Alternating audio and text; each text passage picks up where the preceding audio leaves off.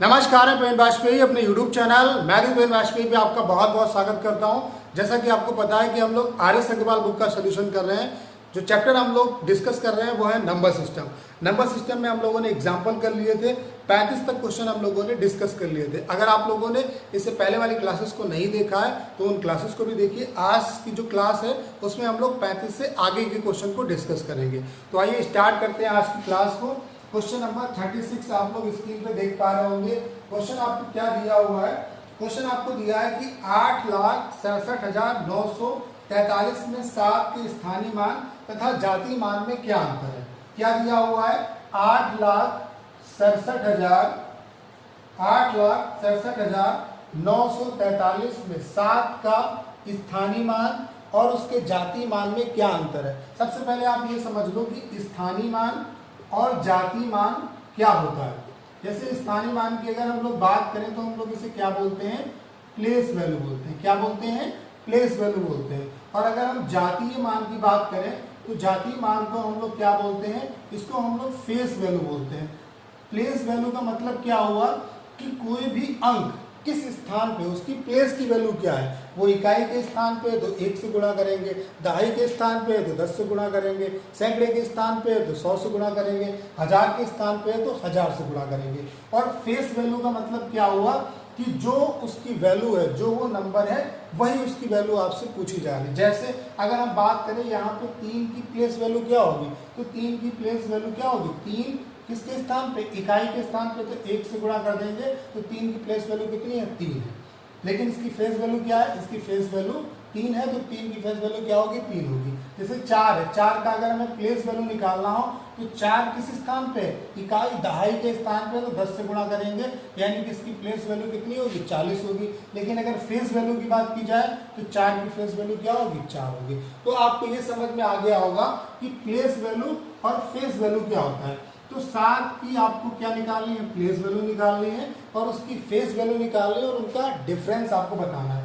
तो 7 की अगर हम प्लेस वैल्यू यानी कि स्थानीय मान की अगर हम बात करें तो 7 की प्लेस वैल्यू क्या होगी? 7 किस स्थान पे है? इकाई, दहाई, सैकड़ा, हजार। 1000 के स्थान पे है तो 1000 से हम क्या करेंगे? गुणा करेंगे, यानी कि इसकी जो प्लेस वैल्यू है वो कितनी है? 7000। अगर हम इसकी फेस वैल्यू की बात करें तो 7 की फेस वैल्यू क्या होगी? 7 ही होगी। अब इन दोनों के बीच का डिफरेंस कितना होगा? 6993। अगर इसमें से इसे हम घटाएंगे तो कितना आएगा? 6993। यानी कि कौन सा ऑप्शन आपका सही है? कौन सा ऑप्शन आपका सही है? सी वाला जो ऑप्शन है आपका वो बिल्कुल सही है। तो उम्मीद है कि क्वेश्चन आप अच्छे तरीके से समझ पाए होंगे। अगला क्वेश्चन हम लोग देखते हैं। Question number 37। क्या दिया हुआ है इस क्वेश्चन में? क्वेश्चन में दिया हुआ है, क्या बोला गया है कि 6,89,235 में 9 तथा 3 के स्थानीय मानों का अंतर क्या होगा। इससे पहले वाले क्वेश्चन में स्थानीय मान और जातीय मान का अंतर पूछा था आपसे। यहाँ पे क्या पूछ रहा है कि 9 और 3 के स्थानीय मानों का अंतर कितना होगा। तो 6,89,235, यहाँ पे 9 और 3 के स्थानीय मानों का अंतर बताना है। तो 9 की प्लेस वैल्यू क्या होगी? 9 किस स्थान पे? इकाई, दहाई, सैकड़ा, हजार। 1000 के स्थान पे तो 1000 से गुणा करेंगे, यानी कि इसकी प्लेस वैल्यू कितनी है? 9000। 3 की अगर हम प्लेस वैल्यू की बात करें तो 3 किस स्थान पे? इकाई, दहाई। दहाई के स्थान पे तो 10 से गुणा करेंगे, यानी कि इसकी प्लेस वैल्यू कितनी होगी? 30 होगी। इन दोनों का डिफरेंस निकालना है तो कितना होगा? 0 से 0 गया 0, 10 से 3 गया तो कितना बचा? 7। यहाँ पे कितना बचा? 9। यहाँ पे कितना बचा? 8, यानी कि 8970। तो कौन सा ऑप्शन आपका सही है? बी वाला जो ऑप्शन है आपका वो बिल्कुल सही है। अगला क्वेश्चन हम लोग देखते हैं। Question number 38। क्वेश्चन नंबर 38 काफी इंपॉर्टेंट है, इसे आप समझ लो। यहाँ पे दिया हुआ है यदि a तथा b दो पूर्णांक है जहां पे b इज ग्रेटर देन 0 तो दो पूर्णांक q तथा r ऐसे होंगे। कैसे होंगे? तो हम अगर पहला वाला ऑप्शन उठाएं a बराबर bq प्लस r, तो अगर हम a बराबर कोई सम संख्या ले लें, जैसे कि हमने a का मान अगर 3 लिया तो 3 ये कैसे आ सकता है? अगर हम b बराबर 2 लें, q बराबर 1 लें और r बराबर 1 लें तो इसका मान 3 आ जाएगा। यानी कि यहाँ से हमें कंडीशन क्या मिली कि q जो है, r जो है वो ग्रेटर देन 0 है और b का जो मान है वो इससे भी बड़ा है। अगर हम a को कोई सम संख्या ले लें, जैसे हमने 2 ले लिया, तो ये कब आ सकता है? जब b को हम 2 लें Q को हम 1 लें और R को हम लोग 0 लें, तब ये 2 के बराबर आएगा। यानी कि यहाँ पे R जो है वो किसके बराबर है, 0 के बराबर है, और B का मान इससे ग्रेटर है। तो यहाँ से हमें ओवरऑल कंडीशन क्या मिल जाती है कि जो R है वो या तो 0 से बड़ा है या 0 के बराबर है, और B जो है वो इससे भी बड़ा है। तो कौन सी कंडीशन आपकी सही है, पहली वाली कंडीशन ही आपकी सही निकलती है। तो ए वाला जो ऑप्शन है आपका वो बिल्कुल सही है। अगला क्वेश्चन हम लोग देखते हैं। अगला क्वेश्चन तो मौखिक है, बच्चों वाला क्वेश्चन है, इसे आप लोग ऐसे लगा सकते हो। बोला गया है, क्या क्वेश्चन में बोला गया है, यदि ए तथा बी दो वास्तविक संख्याएं ऐसी हो कि ए बी बराबर 0, तो ए बी बराबर 0 कब कब हो सकता है, अगर ए 0 है। अगर ए 0 के बराबर है तो आपको पता है कि 0 से जब हम किसी नंबर को मल्टीप्लाई करते हैं तो प्रोडक्ट 0 ही आता है, तो तब भी 0 के बराबर हो सकता है। अगर b 0 के बराबर हो तब भी इसका मान 0 के बराबर आ सकता है, और ये भी हो सकता है कि a भी 0 हो और b भी 0 हो, तब भी इन दोनों का जो मल्टीप्लिकेशन है वो 0 के बराबर आएगा। तो कौन सा ऑप्शन सही है कि a 0 हो सकता है, b भी 0 हो सकता है, अथवा दोनों 0 हो सकते हैं। अगला क्वेश्चन तो मौखिक ही लगाने वाला है। क्वेश्चन नंबर 40, क्या बोला गया है कि सबसे छोटी अभाज्य संख्या कौन सी है। तो आपको भी पता है कि सबसे छोटी समअभाज्य संख्या कौन सी है, 2 है। 2 एक सबसे छोटी अभाज्य संख्या है और समअभाज्य संख्या भी है। तो कौन सा ऑप्शन सही होगा, सी वाला जो ऑप्शन है आपका वो बिल्कुल सही होगा। अगला क्वेश्चन, क्वेश्चन नंबर 41, क्या बोला गया है कि 70 से छोटी अभाज्य संख्याएं कितनी होगी। आपको बताना है कि 70 से छोटी कितनी अभाज्य संख्या होगी। इसके लिए आपको ये पता होना चाहिए, मैंने कुछ अभाज्य संख्याओं को डायरेक्ट आपको याद करने के लिए बताया था नंबर सिस्टम वाली क्लास में। अगर आपने वो क्लास नहीं देखी तो मैं यहाँ पे भी आपको बता देता हूँ। ये चीज़ें आप डायरेक्ट अगर याद करोगे तो कभी कभी क्या होता है कि डायरेक्ट इनसे क्वेश्चन पूछ लिया जाता है। जैसे आपको पता होना चाहिए कि 1 से लेकर के 25 तक टोटल 9 अभाज्य संख्या होती है। 1 से लेकर के 25 तक टोटल 9 अभाज्य संख्या होती हैं। 25 से लेकर के 50 तक 6 अभाज्य संख्या होती हैं। तो 1 से लेकर के 25 तक 9, 25 से लेकर 50 तक 6। तो हम कह सकते हैं कि 1 से लेकर के 50 तक टोटल अभाज्य संख्याएं कितनी हुई, 15 हुई। अब 50 से लेकर के 100 तक अभाज्य संख्याएं जो होती हैं वो 10 होती हैं। तो यहाँ से हम कह सकते हैं कि 1 से लेकर के 100 तक जो अभाज्य संख्या होती है वो कितनी होती है, 25 होती है। तो इस चीज़ को आप डायरेक्ट याद रखोगे। कभी कभी डायरेक्ट इससे क्वेश्चन पूछा जाता है कि अगर पूछ लिया जाए कि 1 से लेकर के 25 तक अभाज्य संख्याएं कितनी होगी, तो अगर ये बात आपको आती होगी तो आप डायरेक्ट बता दोगे। क्वेश्चन को नहीं आती होगी तो फिर आपको संख्याएं लिख के देखनी पड़ेगी, क्योंकि अभाज्य संख्याओं का कोई एक फिक्स रूल होता नहीं है। तो ये चीज़ें अगर आप डायरेक्ट याद रखोगे तो आपके काम में आएगा। जैसे अब इसी क्वेश्चन में ये चीज़ कैसे काम में आएगी, जैसे आपको 70 से छोटी बतानी है, तो आपको भाई पता है कि 50 तक यानी कि 1 से लेकर के 50 तक टोटल अभाज्य संख्याएं कितनी हुई, 15 हुई। बस आपको 50 से 70 के बीच में अभाज्य संख्याएं निकाल लेनी है कि कितनी होंगी, बस उसको 15 में जोड़ देना है और यही संख्याएं होंगी। तो 50 से 70 के बीच कौन कौन सी अभाज्य संख्याएं आएंगी, एक तो आपकी 53, उसके बाद आपकी 59, उसके बाद 61, फिर उसके बाद 67, यानी कि 4 अभाज्य संख्याएं और होंगी। तो टोटल अभाज्य संख्याएं कितनी है, 15 4 19, यानी कि 19 अभाज्य संख्याएं होंगी। तो कौन सा ऑप्शन आपका सही है, सी वाला जो ऑप्शन है आपका वो बिल्कुल सही है। अगला क्वेश्चन हम लोग देखते हैं, क्वेश्चन नंबर 42। क्वेश्चन सारे सिंपल है, बस आपको मेरी एक राय है कि आप पहले नंबर सिस्टम की जो मैंने टाइप वाइज क्लासेस पढ़ाई है, पूरा नंबर सिस्टम जो पढ़ाया है उसको आप पहले कंप्लीट देखिए, तब आपको ये बुक और अच्छे तरीके से समझ में आएगी। अगला क्वेश्चन क्या दिया हुआ है, क्वेश्चन नंबर 42, 50 से लेकर के 90 के बीच सभी अभाज्य संख्याओं का योगफल क्या होगा। 50 से 90 तक जितनी भी अभाज्य संख्या होती हैं उनका आपको योगफल बताना है। अब आपको भी पता है कि अभाज्य संख्याओं का कोई एक फिक्स रूल होता नहीं है, योगफल निकालने का भी कोई तरीका नहीं होता। तो इस क्वेश्चन को हमें वैसे ही बेसिक से सॉल्व करना पड़ेगा। 50 से 90 के बीच की अभाज्य संख्या लिखनी होगी और उनका योगफल निकालना होगा। तो कैसे करेंगे, 50 के बाद अगली अभाज्य संख्या क्या होती है, 53, उसके बाद 59, फिर उसके बाद 61, उसके बाद आपकी आती है, उसके बाद आती है आपकी 67, उसके बाद आपकी क्या आती है 67 के बाद आपकी जो अभाज्य संख्या आती है वो 71 आती है, 71 के बाद 73, 73 के बाद 79, 79 के बाद आपकी आती है 83, 83 के बाद आपकी आती है 89, इतनी अभाज्य संख्याएं होंगी आपकी। कितनी है? 1 2 3 4 5 6 7 8 9। तो 9 अभाज्य संख्याएं हैं। तो 9 अभाज्य संख्याएं हैं तो इनका योगफल कितना होगा? 9 3 12, 12 और 1 13, 13 7 20, 20 और 1 21, 21 और 3 24, 24 और 9, 24 और 9 31, 31 और 3, 31 और 3 कितना हुआ? 34, 34 और 9 31, 53। उसके बाद कौन सी आएगी? 59 आएगी। उसके बाद कौन सी आएगी? 61 आएगी। 61 के बाद कौन सी आएगी? 67 आएगी। 67 के बाद कौन सी आएगी? 71 आएगी। 73 आएगी। 79 आएगी। 83 आएगी। 89 आएगी। यही होंगी संख्याएं। तो इसे जोड़ लेते हैं। 9 3 12, 12 9 21, 21 और 3 कितना हुआ? 24, 24 और 1 25, 25 और 32, 32 और 1 33, 33 और 9, 33 और 9 कितना हुआ? 33 और 9 42, 42 और 3 कितना हुआ? 45, 45 का 5 हासिल लगा 4, 5 5 10, 10 6 16, 16 6 22, 22 7 29, 29 और 7 36, 36 और 7, 7 6 13 43, 43 और 8, 43 और 8 कितना हुआ? 51, 51 और 8 कितना हुआ? 59, 59 और 4 कितना हुआ? 63। यानी कि टोटल इनका जो योगफल होगा वो कितना होगा? 635 होगा। यानी कि कौन सा ऑप्शन आपका राइट है? 635, यानी कि डी वाला जो ऑप्शन है वो आपका बिल्कुल सही है। तो उम्मीद है कि क्वेश्चन आप अच्छे तरीके से समझ पाए होंगे। अगला क्वेश्चन हम लोग देखते हैं। क्वेश्चन नंबर 43 क्या बोला गया है? ये तो मौखिक करने वाला क्वेश्चन है कि 110 से 120 तक अभाज्य संख्याएं कितनी होगी? तो सिर्फ एक अभाज्य संख्या आती है और वो कौन सी है? 113। अगला क्वेश्चन हम लोग देखते हैं। क्वेश्चन नंबर 44 क्या दिया हुआ है इस क्वेश्चन में? निम्नलिखित में से कौन सी संख्या एक अभाज्य संख्या है?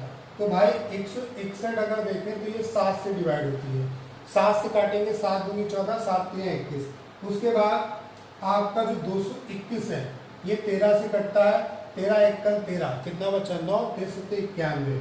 उसके बाद आपका जो 437 है ये आपका 19 से कट जाता है। 19 दूना 38, 5 बचा और 19 तिया 57। तो अभाज्य संख्या कौन सी होगी? 373 जो होगी वो एक अभाज्य संख्या होगी। एक आपके दिमाग में कंफ्यूजन आ रहा होगा कि सर आपने इसे कैसे काट दिया। देखिए इस क्वेश्चन को आप तब तक नहीं कर पाओगे जब तक कि आपकी प्रैक्टिस नहीं होगी, क्योंकि यहाँ पे जो संख्याएं कट रही हैं वो एक अभाज्य नंबर से कट रही हैं। तो जब तक कि आपने इस क्वेश्चन को किया नहीं होगा तब तक आप नहीं कर पाओगे। तो इसलिए जब आप क्वेश्चन को बार बार करेंगे तो समझ में आ जाएगा कि इसका आंसर कितना होगा। तो कौन सा ऑप्शन सही है? सी वाला जो ऑप्शन है आपका वो बिल्कुल राइट है। अगला क्वेश्चन हम लोग देखते हैं। क्वेश्चन नंबर 45 यहाँ पे बोला गया है कि प्राकृत संख्या n के लिए nq माइनस n सर्वदा किस बड़ी से बड़ी संख्या से विभक्त होगा? nq minus n। अब नेचुरल नंबर के लिए पूछा गया है। तो सबसे पहले आपको ये पता होना चाहिए कि नेचुरल नंबर क्या होते हैं। तो गिनती की जितनी संख्या होती है उन्हें हम लोग क्या बोलते हैं? प्राकृतिक संख्या। एक से लेकर के अनंत तक जो संख्या होती है वो क्या कहलाती है? प्राकृतिक संख्या कहलाती है। अब एक यहाँ पे रख नहीं सकते क्योंकि एक का क्यूब करेंगे तब भी एक रहेगा और एक में से एक जाएगा तो 0 आ जाएगा। तो हमें 2 रखना होगा। 2 रख के देखते हैं।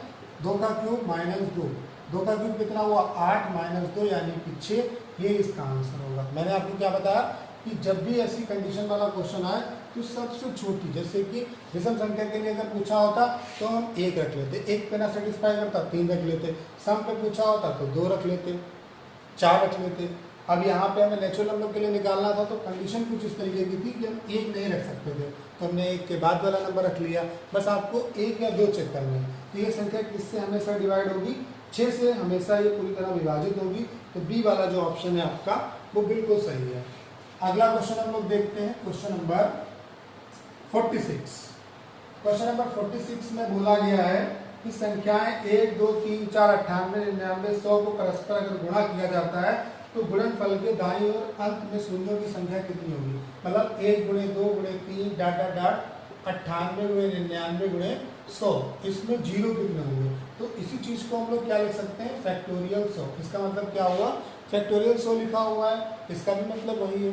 फैक्टोरियल 100 का मतलब भी यही होता है, क्योंकि फैक्टोरियल खोलेंगे तो 100 गुणे 99 इस तरीके से ये सीरीज आपकी आ जाएगी। अब मैंने आपको बताया नंबर सिस्टम की क्लास में कि किसी भी फैक्टोरियल में आपको जीरो जो है वो निकालने का तरीका क्या होता है कि इस नंबर को जहाँ तक सीरीज आपकी एक्सपेंड की है उसको आप 5 से डिवाइड करिए और तब तक डिवाइड करते रहिए जब तक कि आपका भागफल 5 से कम ना आ जाए, जब तक कि आपका भागफल जो है वो 5 से कम ना आ जाए। और फिर आपको क्या करना है, सारे भागफल को जोड़ देना। जैसे 100 है, इसको 5 से हमने डिवाइड किया तो कितना हुआ, 5 गुना 10, और फिर 5 गुना 10 यानी कितना आएगा 20। अब 20 5 से बड़ा है, फिर 5 से डिवाइड करेंगे, 5 चौको 20। अब ये 4 जो है वो 5 से छोटा है तो अब डिवाइड नहीं करेंगे तो यही आपके जीरो होंगे। 20 और 4 24, यानी कि नंबर आप जो जीरो होंगे वो कितने होंगे, 24 होंगे, यानी कि 24 जो होगा वो राइट आंसर होगा। तो 46 का ए वाला जो ऑप्शन है आपका वो बिल्कुल सही है। अगला क्वेश्चन हम लोग देखते हैं, क्वेश्चन नंबर 47। क्या दिया हुआ है इस क्वेश्चन में, क्वेश्चन नंबर 47। इस क्वेश्चन में क्या बोला गया है कि भाग की एक क्रिया में भागफल 403 है, भाजक 100 है तथा शेषफल 58 है, तो भाज्य कितना होगा। आपको पता है कि जो अंदर लिखा होता है इसे हम लोग क्या बोलते हैं, भाज्य बोलते हैं। ये आपका भाजक होता है, ये आपका भागफल होता है, ये आपका शेषफल होता है। भाज्य निकालने का तरीका क्या है, भाजक इंटू भागफल प्लस शेषफल। तो यहाँ पे हमें क्या क्या दिया हुआ है, भागफल कितना दिया हुआ है 403, फिर उसके बाद हमें क्या दिया हुआ है, भाजक कितना दिया हुआ है 100 दिया है। हमें ये भाज्य निकालना है और शेषफल हमें कितना दिया है 58। तो भाज्य बराबर क्या होगा भाई, भाज्य बराबर होगा भाजक इंटू भागफल प्लस शेषफल, यानी कि 100 इंटू 403 प्लस 58। तो इसे जोड़ेंगे, यहाँ पे कितना आएगा 40300 प्लस 58, इसे जोड़ेंगे 85304, यानी कि कितना होगा 40,358, 40,358। तो डी वाला जो ऑप्शन है आपका वो बिल्कुल सही है। तो उम्मीद है कि क्वेश्चन आप अच्छे तरीके से समझ पाए होंगे। अगला क्वेश्चन हम लोग देखते हैं, क्वेश्चन नंबर 48। क्या दिया हुआ है क्वेश्चन में, क्वेश्चन में बोला गया है कि 48 को किस संख्या से गुणा करने पर प्राप्त गुणनफल 173 तथा 240 के गुणनफल के बराबर होगा। तो हमने मान लिया कि 48 को x से गुणा करेंगे तो इसका मान 173 और 240 के गुणनफल के बराबर होगा। बस x का मान निकाल लो, 24 एकम 24, 24 दूना 48, 2 से काटेंगे, यहाँ पे कितना आएगा 5। x का मान कितना होगा, 5 तिया 15, 5 सत्ते 35 और 1 कितना हुआ 36, और 5 एकम 5 और 3 कितना हुआ 8, यानी कि 865 से अगर हम 48 को गुणा करें तो कितना आएगा 173 और 240 के गुणनफल के बराबर आएगा, यानी कि सी वाला जो ऑप्शन है आपका वो बिल्कुल सही है। अगला क्वेश्चन हम लोग देखते हैं, क्वेश्चन नंबर 49। क्या दिया हुआ है क्वेश्चन में, क्वेश्चन में बोला गया है कि 3428 में कौन सी न्यूनतम संख्या घटाने पर प्राप्त संख्या 13 से पूर्णतः विभक्त हो जाएगी।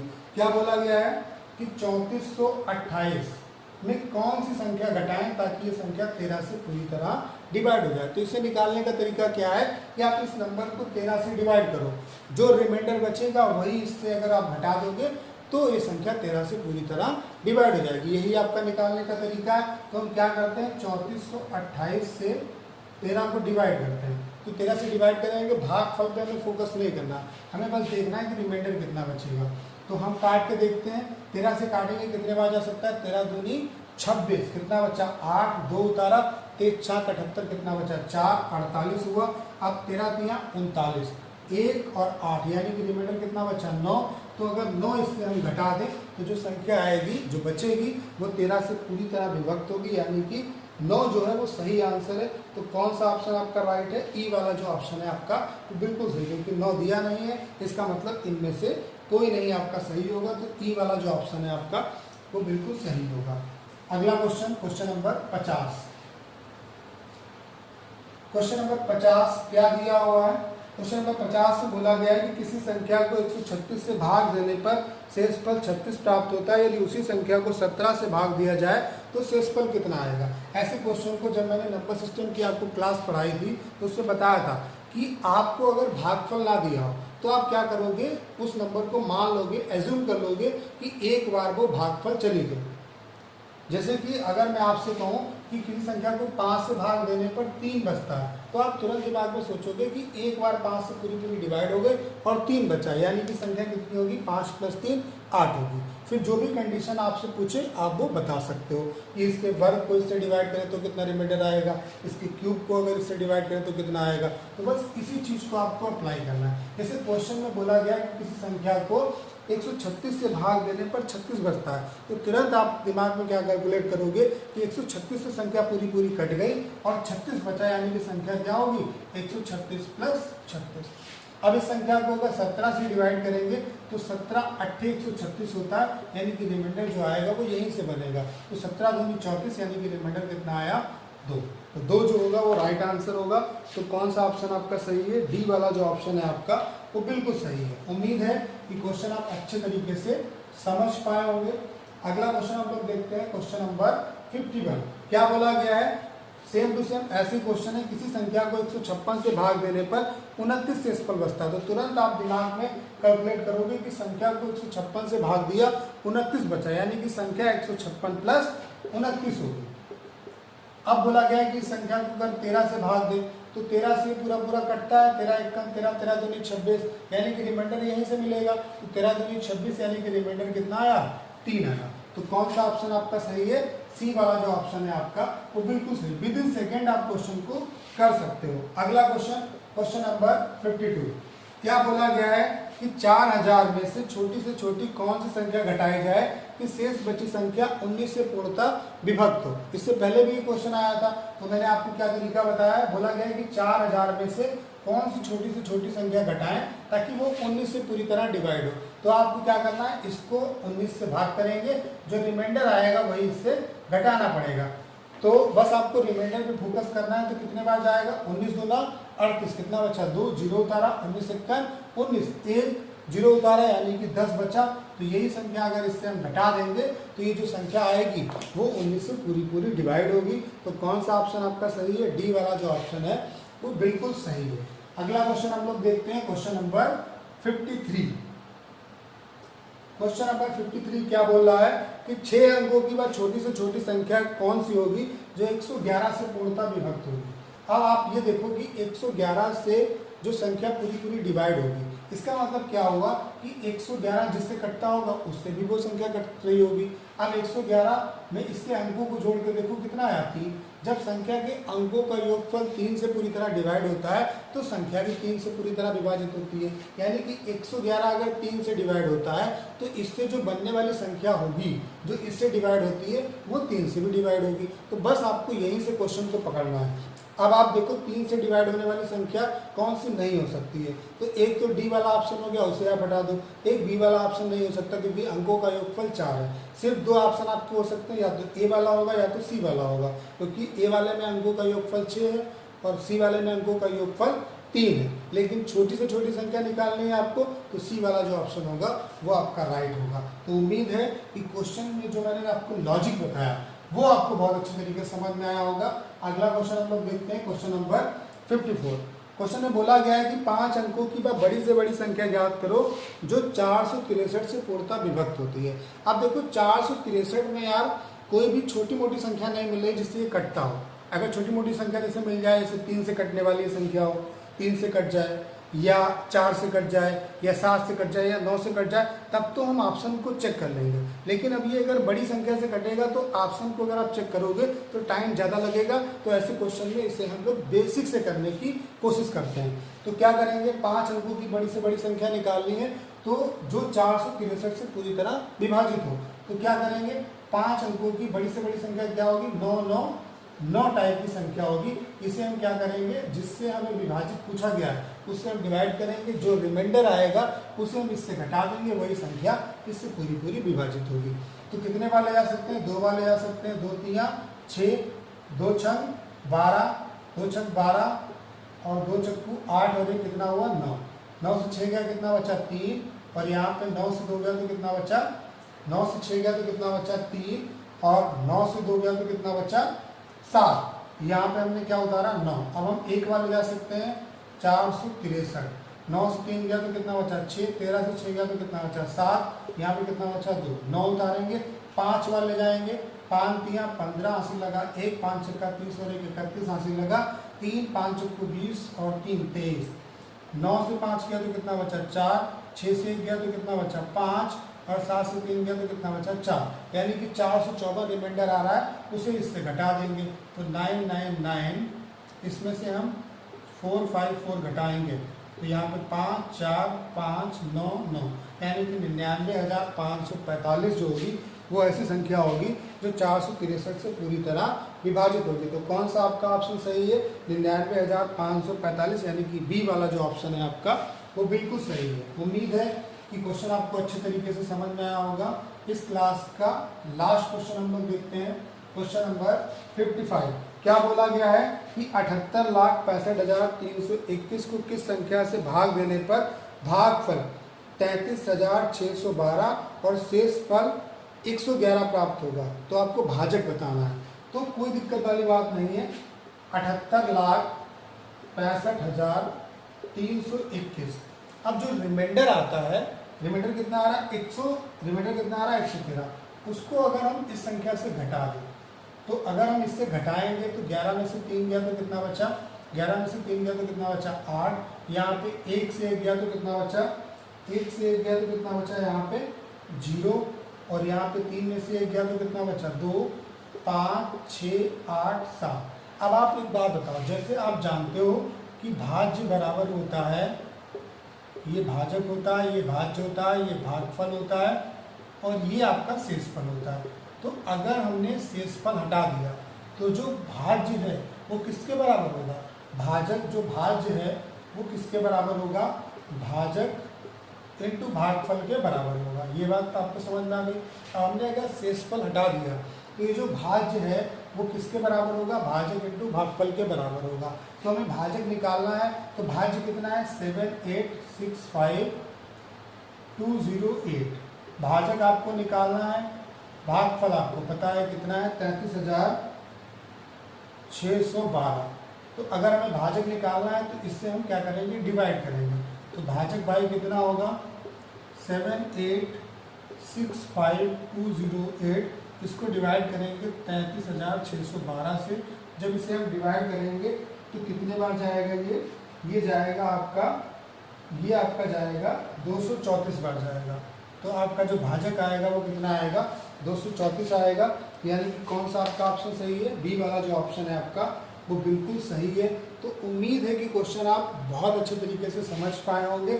आज की क्लास में जितने भी क्वेश्चन हम लोगों ने डिस्कस किए वो आपको बहुत अच्छे तरीके से समझ में आए होंगे। इससे आगे के क्वेश्चन को हम लोग अगली वाली क्लास में डिस्कस करेंगे। अगर आप लोगों ने इस क्लास को अभी तक शेयर नहीं किया है तो यार दबा के शेयर करिए। अगर आप चैनल पर नए हैं तो इसे सब्सक्राइब करना ना भूलें।